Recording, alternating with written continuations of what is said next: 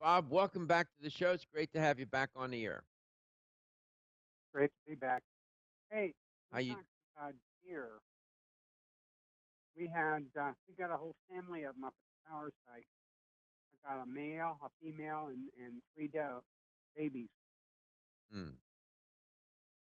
and And they do you scare get me when near I go up them there. or no? Huh? Do you get near them? Do you stay away from them or what?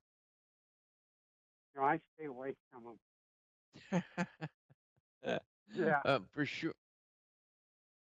I wanted to I ask you in in your community, is back to school in play, yes. and what has the community decided to do in Steubenville? They're putting kids in masks. They check their temperature when they walk in the door. They're doing the 6 foot separation, and they're doing all the stuff that everybody tells them to do. Um, in fact, the parking lot's jammed with cars. I don't understand it. That's what they're doing. And school buses are out in full force. So on the other side of the river, Weirton is joined in too. They're back at school and Mhm. doing the same thing. So they're hoping that they can beat this thing by, the mask and the spacing. But uh, like you said yesterday, it's not going to work. Mhm. How many weeks have they been back? Is it a week, 10 days, 2 weeks? How long have they been back in session? They went back last Thursday. Okay, so we'll have to wait and see. I know that, and I know you follow the news. Of course you do, because you're in radio. But a number of universities have really almost shut down. Some have gone. They've abandoned the whole idea of in-person classes and now are going to online. They tried, and within a week or so, they saw that it was going to be a disaster. And I wonder if it's going to be the same with grade school, adolescents, high schoolers. I wonder what's going to happen there. I'm concerned about it. I am too, and I think everybody should be because, like you said, this thing has a mind of its own, and we're on uncharted waters here. Yeah, that metaphor, uncharted waters. It is sort of like being at sea, no compass, no maps, never traversed before, sailed before. It's dangerous. Um, and now we Yeah, and we know can't more use a about sundial children either. and the. Go ahead, Robert. We can't use a sundial to check out where we're going either. I, Doesn't work. exactly. I know. Right. And now we know, and we're learning this as we go along. Remember, I started the show today talking about the model for science description, explanation, prediction. And we just have been observing empirically, trying to understand what goes on with youngsters. We now know that they carry a heavy viral load. In fact, they have a heavier viral load than adults. Now, and we know also that younger children may not have severe symptoms, but the viral load is heavy, and they are a vector, and they can transmit the virus.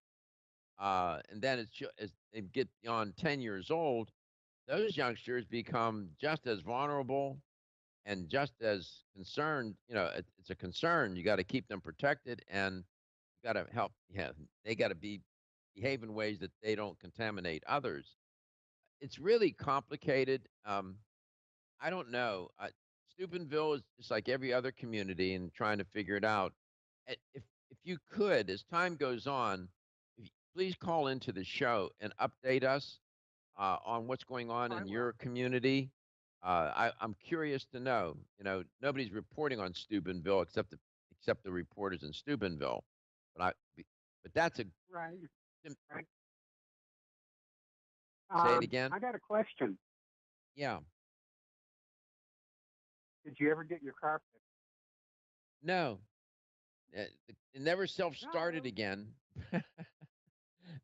And I tell people that story. And I was in the dealership yesterday after I went to the clinic as well. It was one of those days. I'm out. I better do the things I needed to do, and I had to take the car in. I wanted them to check something, And I brought it up again, and nobody has an answer for me as to how that car self-started in the middle of the night. Uh, I There's I only to this two things that can be involved: receiver or the transmitter. Yeah, I agree with you, but yeah, and I'm half Because it's tempted not to call natural. BM. I It's shared not a your natural. theory, your hypothesis with others that you shared with me, and they say, "Oh, maybe." They don't know. They just don't know.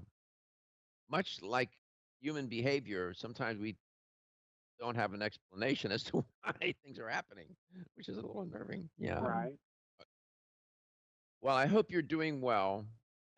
We appreciate Yeah. you airing this show in your community and your contribution to the show. And I would ask you, please keep us updated on what goes on with the back to school and how that's faring in your neck of the woods. Would you please?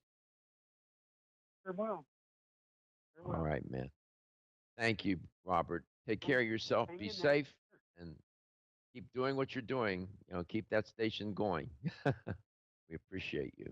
Thank you so much. 877-897-8255 toll free. No guest today, so you're the guest, always the guest. I'm going to get into this business of mindfulness, happiness, and so on. I think you'll find it intriguing. And again, I'm giving attribution to Time Magazine, and I must be really an important person. I get these calls. It says the United States is calling. Ooh. Where is that coming from? Do you get those calls? My I phone just rang. I get all kinds of calls at the most inopportune times. But when I'm in the middle of a show, I know it's nobody I know because anybody who knows me knows what I'm doing right now and would not be But have calling me. have you ever gotten a call from the United States? That's what it says on my phone. United States. No, I've Really? never gotten one that just says United States. No. I'd be Yeah. shook. You should like turn off your phone, reset, Control Alt I'm a, Delete. I don't know. well, I'm afraid to turn it off because I should put it on silent because I get calls coming in. I never know what's going on. I'll put it on vibrate. 877-897-8255. We're going to be headed into some messages. We'll come back and I'll share with you what I've been reading and understanding and really intrigued with. Feel tired, lethargic, or irritable? Take solace. You're one of millions of Americans that has trouble falling asleep or staying asleep. In fact, according to a national survey, 54% of adults have trouble sleeping. So what can you do about it? Take Solace. Solace is an all-natural dietary supplement formulated to support healthy sleep and relaxation. Solace can help you fall asleep and stay asleep naturally.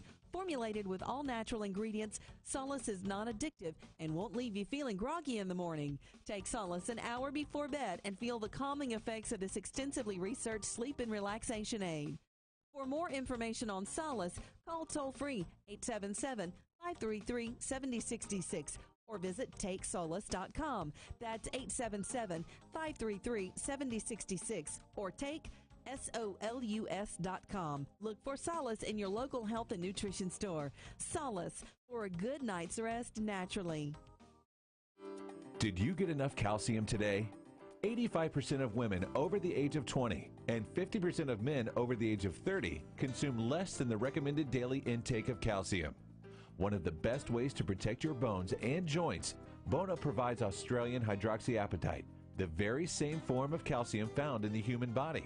However, strong bones and joints require more than calcium. Magnesium, zinc, manganese, copper, silicon, vitamin C, vitamin D3, vitamin K, and boron are all beneficial to optimum joint function. Bone Up gives you all of these. Bone Up is the most healthful nutritional regimen for bones and joints. Ask for Bone Up at your local health food store. Or, for more information, go to www.jarrow.com for the best in calcium formulas. Talk nutrition on this station.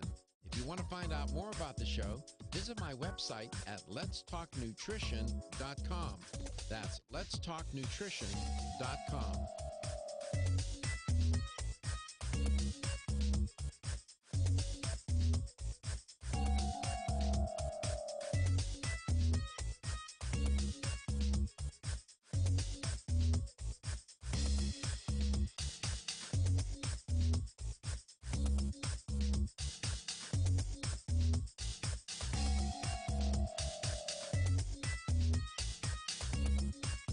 Dr. Michael Garko, host of Let's Talk Nutrition on this station.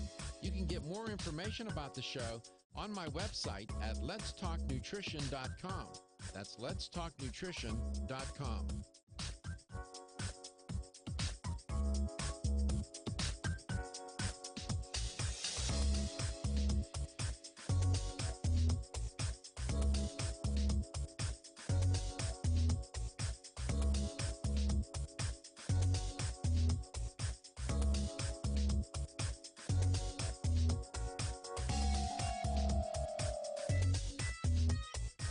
This is Dr. Michael Garko, host of Let's Talk Nutrition on this station. You can get more information about the show on my website at letstalknutrition.com. That's letstalknutrition.com.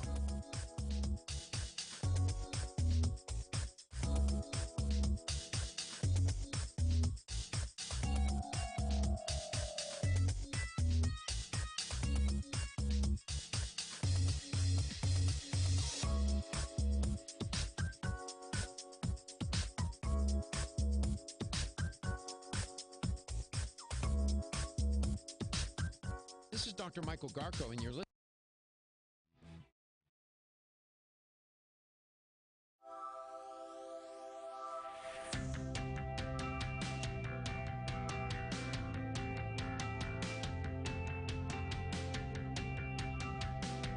Let's Talk Nutrition is brought to you by CV Sciences, from seed to shelf.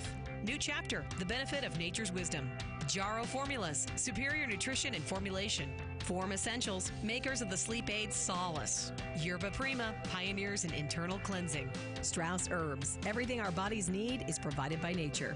Let's Talk Nutrition on the web at letstalknutrition.com. We're back from the break, so let's rejoin Dr. Michael Garko. In the social sciences, much time and effort has been spent to try and understand how the human brain works, how we work as a species, how we cope with stress, how we are able to deal with the challenges of life, and so on, and so it goes on and on. And one area of our human life that scientists have taken a very good look at, and they're still learning more and more, is the arena of happiness. And the science of happiness implicates a lot of other aspects about the nature of human nature and our brain, and how the brain works, and how the body works, and how the mind and the body are, and scientists believe now, inextricably connected. And it's nice to say, oh, mind and body. And this philosophers and others for thousands of years have talked about that connection, especially in the Eastern countries, in Asia, where mind and body, in Chinese medicine and whatnot, they have talked about that forever. And now the science has tried to understand that connection a little better and has made a lot of progress. And I'm quoting from this Time special edition on the science of happiness. Quote, evidence is growing that the connection between mind and body, between well-being and physical health, is real. Close quote. This is an article by Laura Kubansky and K. Vishwanath. It's a nice article focusing on how science is important, even if the prescription for joy will never be easy as taking a pill, they say. And we have a lot of studies about happiness and what happiness is and how people experience it. One of the relationships that scientists have tried to understand, is there a real, viable, measurable connection between happiness and health? In other words, is the person who is happier, is that person really less likely than someone who is unhappy to develop a cold or a heart attack, they posed in the article? Does having a strong marriage and close friends really protect against hypertension, diabetes, or stroke, they pose? Or does the direction of the effect go the other way? That is, people who are healthier simply feel better and therefore can be happy and create happy lives. Hmm. Yeah. What is it? It's chicken or egg. Are you happy because you're healthier? Are you healthier and then that makes you happier? Maybe it's interdependent and it's a two-way street, I suspect. So there's evidence to show that the idea between the links of happiness and health go, as I just said, both ways. Let me quote from the article. This scientific evidence suggests we should take seriously the idea that the links between happiness and health go both ways, close quote. So, you know, this happiness is only one indication of positive psychological well-being. Happiness is more complex, is a very complex uh, idea, and that it's constituted of a lot of factors: optimism, a sense of satisfaction, emotional well-being, having a sense of purpose in life. I once reported on a study, I recall, that people that got up every day with a sense of purpose generally had a better quality of life and better health, living with purpose, having a purpose. Uh, so the notion of happiness is a multi-dimensional concept. It takes there's a lot of factors that ultimately contribute or account for this notion of happiness.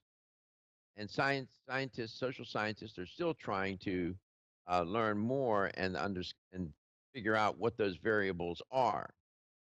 Um, some scientists, they say in the article, contend that the apparent relationship between happiness and health is largely due to the fact, they say, that happier people tend to engage in healthier behaviors.